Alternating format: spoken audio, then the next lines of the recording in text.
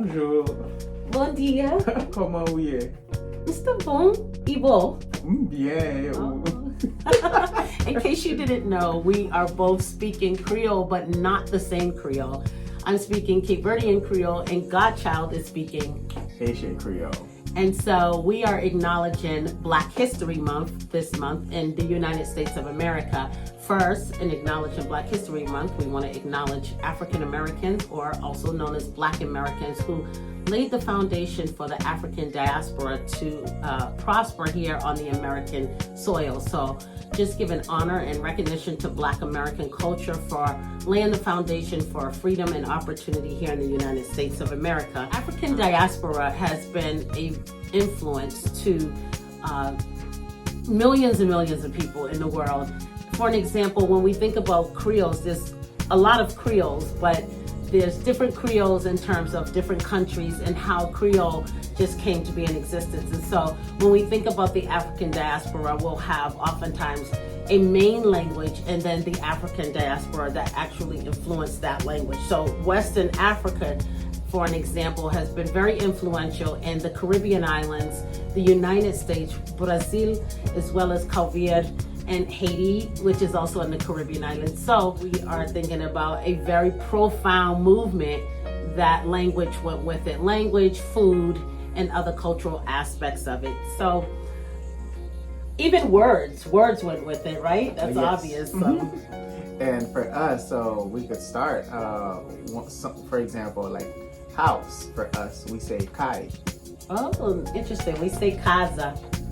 And for sink, we say lavabo. And we say pia. Cabinet, we say cabin. Really? That's so close to the English word, right? It's funny, we say amaru. Yes. And for counter, we say comptoir. Oh wow, that sounds like counter. We say bancada. And oven, we say food. Oh, that's close to us. We say forno. So we can see there a little bit of the Latin kind of stem in that F-O, right? Yeah, the similarities, but still different languages. Exactly. And for microwave, we say micro-one. Oh, that's close. We say microondas. And for fork, we said fourchette. You all have words that are very close to English, right? Yes. Our fork is garfo. Oh. You know, I want to pause here and say that about 90 to 95% of Cape Verdean Kriolu is influenced by Portuguese language. Mm-hmm. And the other 5 to 10% is influenced by the African diaspora, mainly Western Africa. Of course, there's some Latin in there, right? From like Spain has some influence in Cape Verde, but there's a small influence from the African diaspora. However, Cape Verdean Creole is its own independent language. So because Portuguese dominates the language in terms of how things are spelled and pronounced, it does not mean that it owns the language. And I would almost assume that Haiti and the Haitian Creole has a similar experience where French is a big portion of the language and a smaller percentage is more of a concentrated influenced by African diaspora. Is that right? I think so. It might be the same. Yeah. Same thing there. Yeah, because tell me about, how do you say light in French? Lumière. And how do you say light in Creole? Lumière.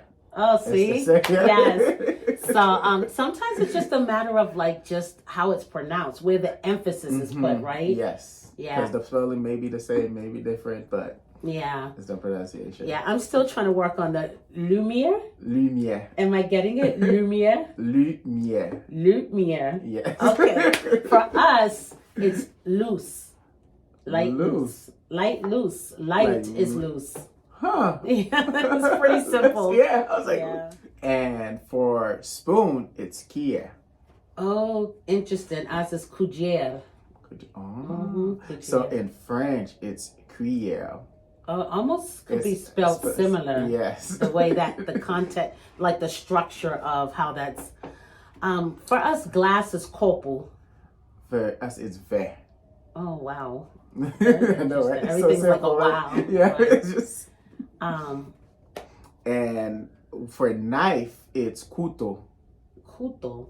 Yeah, Kuto. kuto. Almost sounds like cut, right? Yes, exactly. For us, knife is faca, which could sound a little negative in the American language. Yeah. But that's just what language is about, right? It's words, pitches, sounds, and it has nothing to do with the profanity that you hear in the United States of America. It shows how important pronunciation is as well. Exactly. Because in a different language, it's completely something different. Exactly. And for the next word, bowl, it's ball. That is so close to the English one. Yep, you just take out the W. Oh, wow. I think it sounds easy to learn Haitian Creole. I don't know how easy it is in general, but for us, it's tigela. Tigela. Tigela. Mm-hmm. Oh, I like that. Yeah, you want some cereal in your tigela? For teacup, it's one word in American, right? But for us, it'd be tas. But if you want to say teacup, you'll say taspute. Oh, that means for tea. Yes. Oh, interesting. Ours is shikra. Shikra. Yeah, and that's shikra. like for a teacup? It could be for tea or coffee. Oh, okay. Yeah, it could be. So it's not for like the cup itself. It would be like just like like the mug or the teacup. But you would obviously, if you're pulling out a tea bag, it would speak for itself. Or if you're having coffee. And then also in Cape Verdean Creole, there's the word li and la, right? Here, there, here, like that. But you will also have a la. Yeah. So because we have you. So just li, li and la. Li is here, la there. We do. But yours is different. It means something different. Yes, because Lee is more like sometimes if I'm talking about someone, Lee. So in one word, Lee te fait ça. It's like he did this. Lee also means bed. What is kaban? Kaban? That's also bed too. Yes. That's good. Creole. And in French. Parabéns. That means French, congratulations in Creole. Parabéns. Okay, go ahead. And in French also, li, it's L-I-T. Oh, so what do you think about as we wrap it up, like in terms of Black History Month in America, and we're not getting into any politics, but just really recognizing and honoring people who laid the foundation for people of color in the United States of America, and how language is so beautiful because people in the North in the United States of America sound completely different from people in the South, right? Yes. There's a twang for the South. But really thinking about the hard work that African Americans have done when they were brought over. And we know that this is the diaspora for all these other spaces, but just recognizing Black History Month as we're doing now and celebrating culture and language, and how they, picking cotton, handling tobacco, not having a lunch break, turning the soil, being whipped and beat. Like, for people to say that African Americans are lazy is really condescending, disrespectful, and judgmental, because you don't know the historical context that goes with people who were oppressed in the generations that follow. And so why do you think it's important that that kind of thinking is disbanded? So when it comes to culture, to generalize it really, more so, there is an importance when it comes to culture, and I feel that it takes time for people should really just take the time to understand the culture and understand the story behind it and what they've gone through, because every culture had their challenges and every nationality, like, they've gone through their own trials, and it's really understanding it, and no culture is better than the other.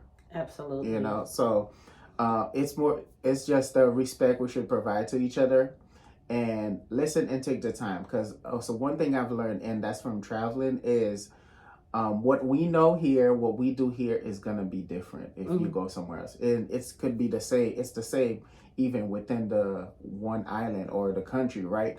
Like you were just talking about, up north and down south, but it's still the same word. It's just pronounced differently. Right. Like for Haiti in Creole, even I don't know all the words, but there's like there's a whole new different dialect down south of Haiti. Oh, interesting. Absolutely. They'll right? still mean the same thing, but it's a whole different pronunciation.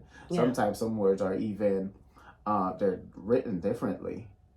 So that's something I think I took a Creole class in Haiti. Mind you, I lived in Haiti, but that's where I learned it. Right, sure. You know, it's just understanding the importance of language, understanding the importance of culture, and just having an open mindset to learn, and also to understand that, you know, the whole, you know, we're one being, we're unified, you know. No, that's good. Appreciate that. And that same is applicable in Cape Verde, like the different islands speak different dialects, right? And could be likened to, like you said, different language. It could be if you go to the deep south, it can sound just like a different language, right? But it's in all actuality the same language, but there's so many different variations to how things are said. Yeah. So this has been great. Happy Black History Month to you in the spirit of the African diaspora. And muito obrigado. Thank you very much. Merci beaucoup.